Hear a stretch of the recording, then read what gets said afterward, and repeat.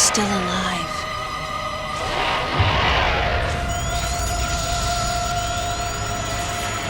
The baby.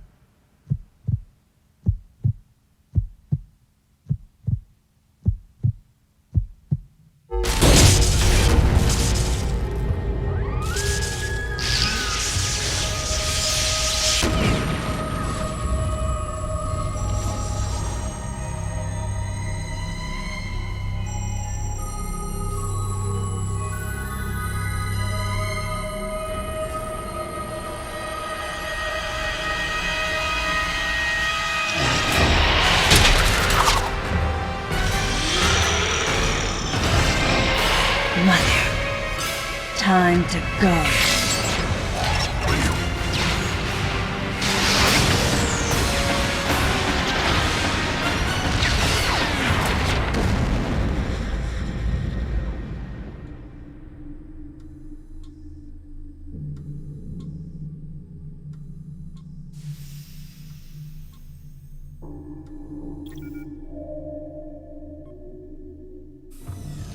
Okay, Samus. Everything's normal. I awoke to the familiar voice of a quarantine officer. Let's try sitting up, huh? Slowly now. A dream. I had been reliving the tragic moments of my recent past. Thanks to the hyper beam, which was given to me somehow by the baby, I laid Mother Brain to waste. And the explosion that followed destroyed planet Zebes, along with the remains of Mother Brain, the space pirates, and my long-standing nemesis, Ridley, and the baby.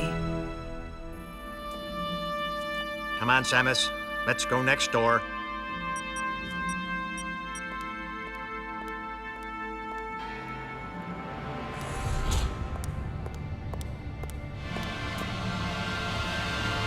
Right, let's get started.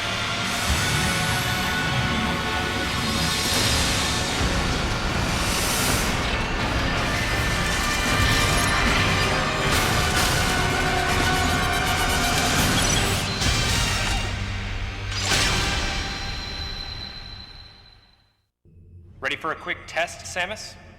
Hey folks, welcome to Metroid Other M. As of right now, the latest entry in the Metroid series, released in 2010 for the Wii. And it has definitely won some strong opinions from various parties, and I'm sure that many of my viewers will also hold strong opinions about this game. Now, since this here is a tutorial, and tutorials are dumb and boring, I'm going to let this serve as my little introduction/history to the game, starting with that opening cutscene that we just saw. That opening cutscene was a recreation of the climactic battle at the end of Super Metroid, that's Metroid 3, released in 1994 for the Super Nintendo, often regarded as the best Metroid game, and for some people the best game of all time, but that's another story. Anyway, that was a recreation of the final battle between Samus and Mother Brain, wherein Samus is rescued by a baby Metroid that she's been attempting to rescue through the entire game, and that she initially met at the end of Metroid 2, Return of Samus. This game serves as a sequel to Super Metroid in that it carries over at least one plot point from Super Metroid, but also as a prequel to Metroid Fusion, which was released in 2002 for the Game Boy Advance. Now, Metroid Fusion wasn't exactly popular, for many of the reasons that this game isn't popular. But don't worry, this game comes up with plenty more reasons why you should dislike it. Other M is the result of Yoshio Sakamoto, the original creator of Metroid, Observing what Retro Studios, an American studio, did with the Metroid Prime trilogy, the very well-regarded series of first-person adventure games for the GameCube and Wii, and essentially Sakamoto decided that it was not his vision of the Metroid series and of Samus as a character, so he decided to get started and make Other M, his vision of what a next-generation Metroid game should be. And this was the result, a complete departure from everything that anyone considers even remotely Metroid-like. Rather than being very moody and atmospheric, this game is full of cinematics and action and loud noises. Rather than portraying Samus as a strong, silent, independent woman, she talks a lot and is overall very submissive to basically every man in the game. And rather than have the slow tactical combat of previous Metroid games, it adopts a page from Ninja Gaiden, since Team Ninja was in fact the developer of this game, and creates an overall stylish and button-mashy experience. Now this playthrough will be done on hard mode. Hard mode is a mode unlocked by completing the normal mode with 100% item collection. And hard mode removes all of the items, basically. So no more energy tanks, no more missile tanks, and no more Excel charges than you would get at the beginning of the game. And essentially, it's the last straw in removing everything that makes it Metroid-like. And since this is already such a huge departure from normal Metroid games, I feel no qualms about doing this. And since I still have about 30 seconds to kill, let's talk about that guy in the background. The tutorial guy, who's just telling you how to do everything. Yeah, his voice is a placeholder. It was not meant to be in the original game, but Sakamoto listened to it, and he's like, dude, this is brilliant, it's perfect. I'm not a native English speaker, but this is perfect, this is good acting. And basically, the trend that you will see throughout this game is that Sakamoto ruins everything. Looks like you took quite a bit of damage. It's unbelievable how well you've held up. I wondered if this too was a result of the power the baby gave me. Right, you're due in the meeting room. The big dogs are waiting. I gave your suit a polish so you'd be at least somewhat presentable. Not even a fragment. None of the baby remained on me. I knew it to be true, but still couldn't help looking at my palm for a sign. Never again would I encounter the baby. Never. The finality of it struck me once again. Mission completed. The planet Zebes was annihilated, and all Metroids were exterminated. A simple report, almost dull even, but it felt momentous to me.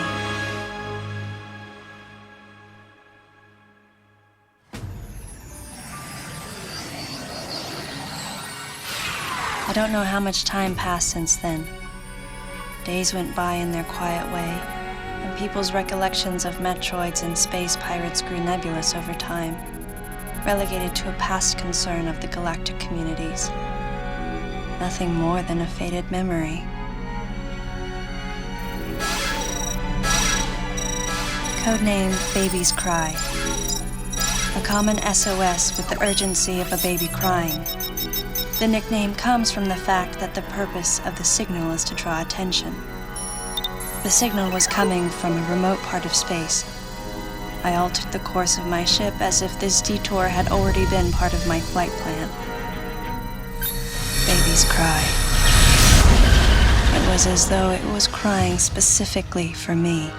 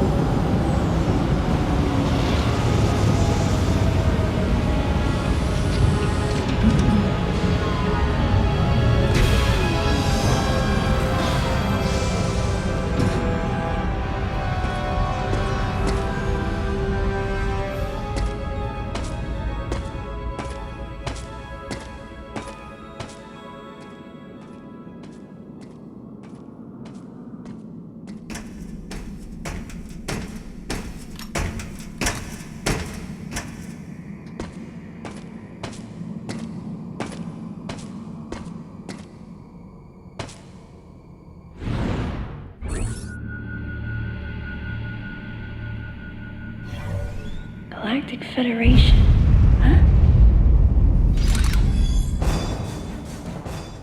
And we're here on the bottle ship, and there are explosions, oh my god, tension right from the get-go. The Galactic Federation is here, and if you know much about Samus, you know that she was once in the Galactic Federation. But then, certain things happen.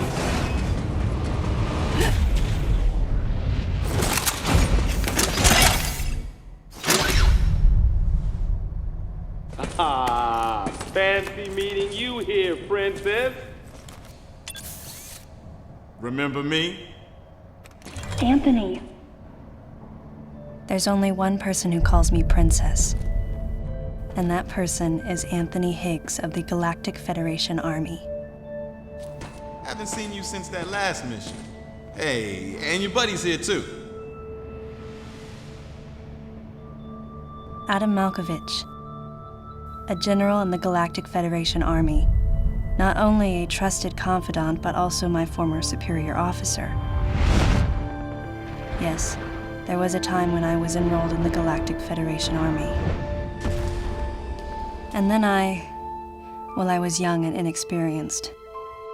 As the result of a certain incident, I left Adam's command and set out on my path as a solitary bounty hunter.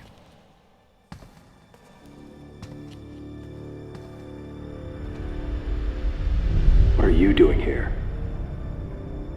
The first words out of his mouth were typical coming from Adam.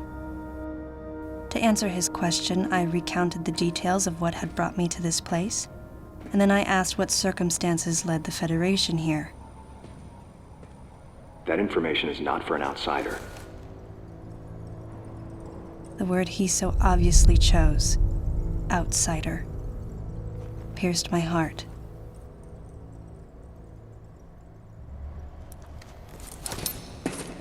Commander, we're all prepped.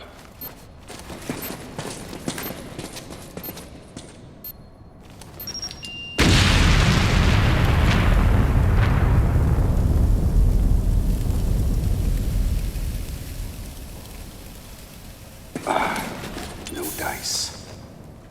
I think our only option is to use the laser to slowly burn our way through. This is gonna take a while. The electrical system here is out, and we can't get the barrier wall to open. We tried using explosives, but it's tricky to pull off without collateral damage. What we need is some way to focus the power onto one centralized location.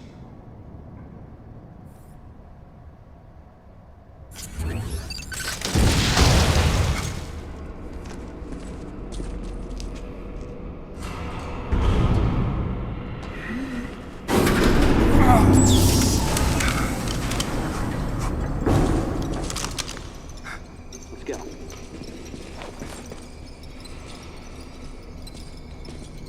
All right. I'm gonna go on ahead.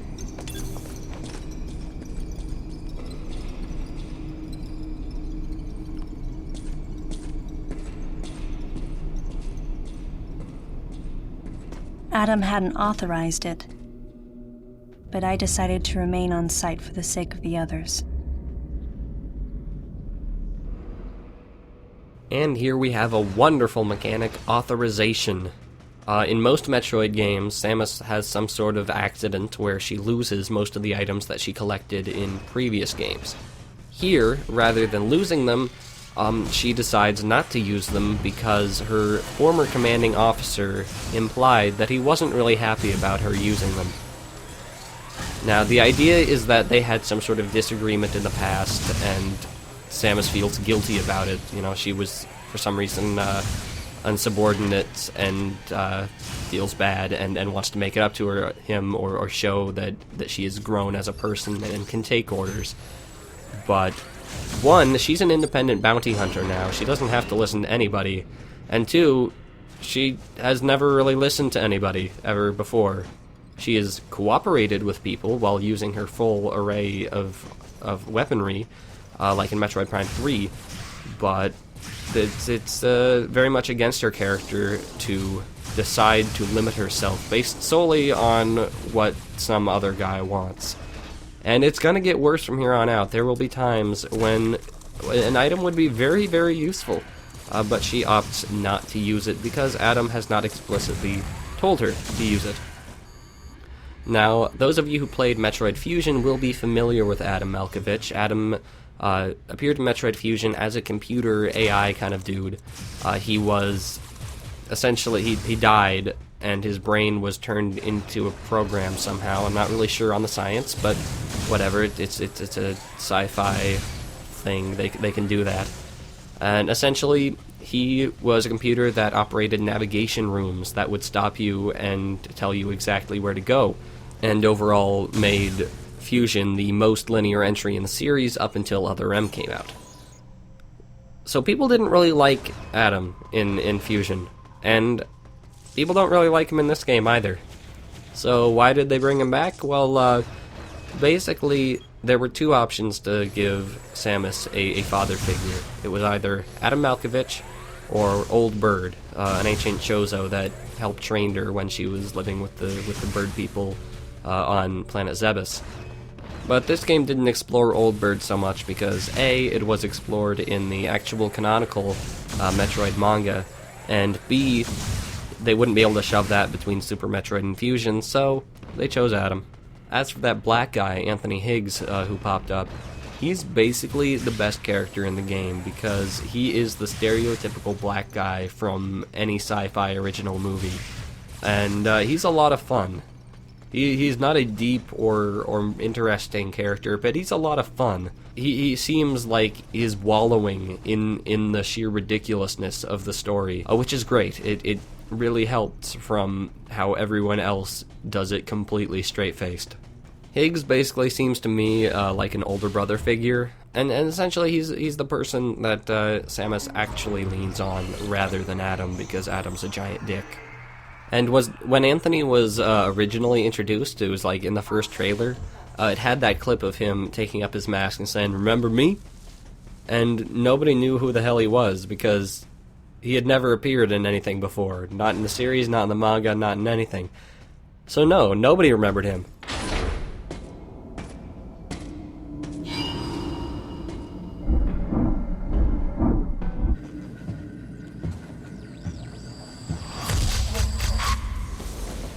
He's dead.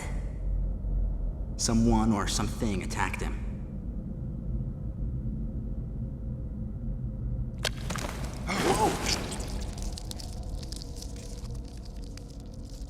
Get away from me!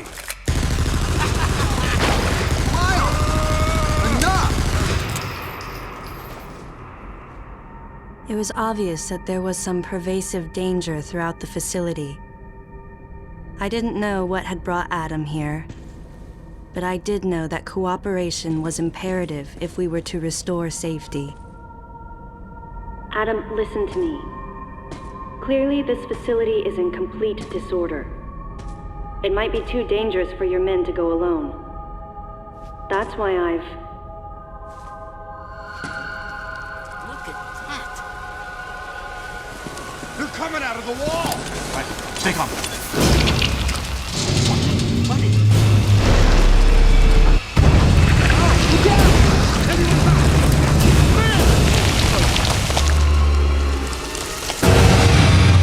Open fire! Alright, first boss fight. Fun times. Boss fights are basically the highlight of the game for me. Because rather than just fighting a bunch of very similar mooks and sense dodging away from everybody, there's actual strategy. This ain't good! Nothing's working! Listen up! Freeze guns authorized!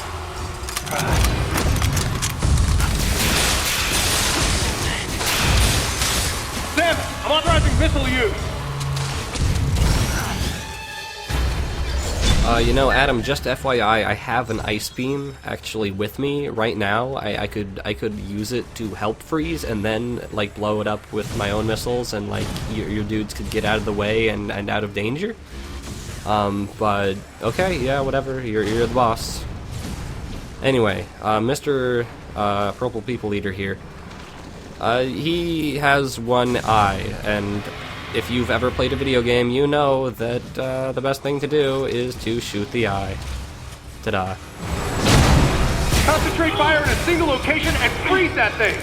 And Samus, you attack the frozen spot! Thank you for explaining that, Adam. When he whips out like that, other dudes will freeze his arm, and then you explode it with your missiles. Pretty simple. Pretty predictable. If you've played other Metroid games, you will often use the Ice Beam in a similar way. And overall, this isn't too tough of a boss fight, but it does definitely get you used to using the Sense move to get away from the whip arms. He has a pretty good tell, and overall, I found it pretty fun. Not a bad introduction. Oh, and yeah, the eye is actually a bug for some reason. I hate bugs.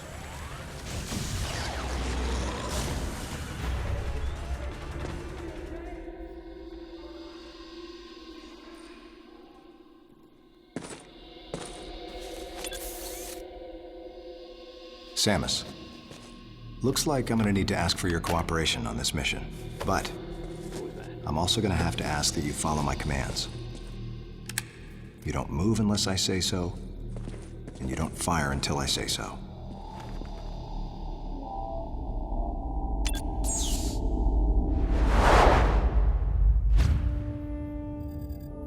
Any objections, lady? The thumbs up sign had been used by the Galactic Federation for ages. Me? I was known for giving the thumbs down during briefing. I had my reasons, though. Commander Adam Malkovich was normally cool and not one to joke around, but he would end all of his mission briefings by saying, "Any objections, lady?" He was joking, but others weren't. At the time, I felt surrounded by people who treated me like a child, or used kid gloves because I was a woman. And yet with Adam, I was grateful for the nod. My past has left me with an uneasy soul, and as a result, it touched me on some level that Adam would acknowledge that past by calling me something delicate, like lady. And I knew more than anyone that every word from Adam was deliberate. My thumbs down was a twofold response.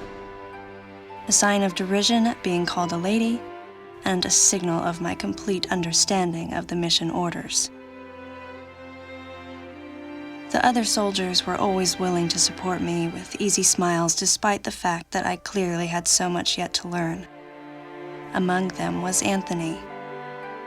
In the face of his well-meaning behavior and that of the other soldiers, my response was to become increasingly bitter.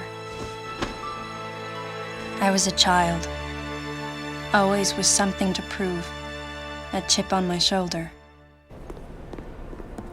And I was angry. I felt that if I let my guard down, I would easily be broken. And beyond that, I was scared.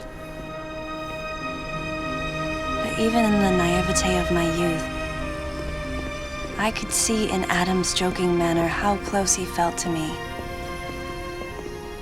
Adam knows my past, and he knows me better than anyone else. Confession time. Because I was so young when I lost both of my parents, there's no question I saw Adam as a father figure. When I rebelled against him, I knew I could get away with it. And his paternal compassion in the face of my rebellion reinforced the special bond I felt with him. I understood well that chances were slim that I would ever find anyone that understood me like Adam. And yet, when the time came, I still left his side. I was so young and naive.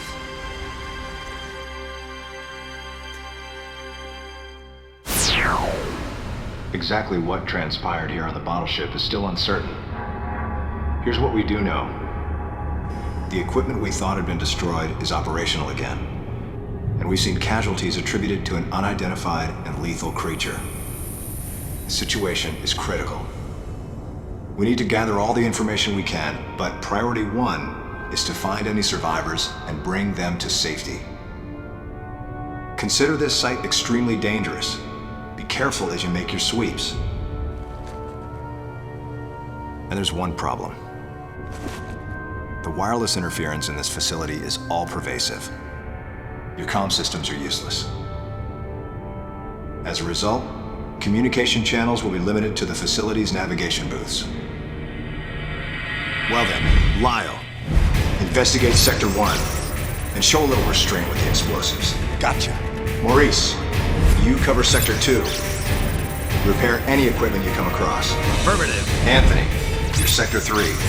I'll leave it to you to decide whether plasma guns are called for. All right. James, check out the control bridge. Our communication issues might be the result of electrical interference. Yes, sir. And KG, run a complete sweep of the residential quarters and investigate any trace of survivors. Got it. Each of you is authorized to use a freeze gun. Do not forget to check in regularly via navigation booths. And Samus, you go to the system management room. Do everything you can to get the electrical system back up and running. Looks like your comm system is still functional. Remember, everything you see will also appear on this screen. Regarding auxiliary weapons, the use of bombs has been authorized. As far as your other weapons go, we will continue to investigate and authorize use as we can. However, we currently have no plans to authorize the use of power bombs.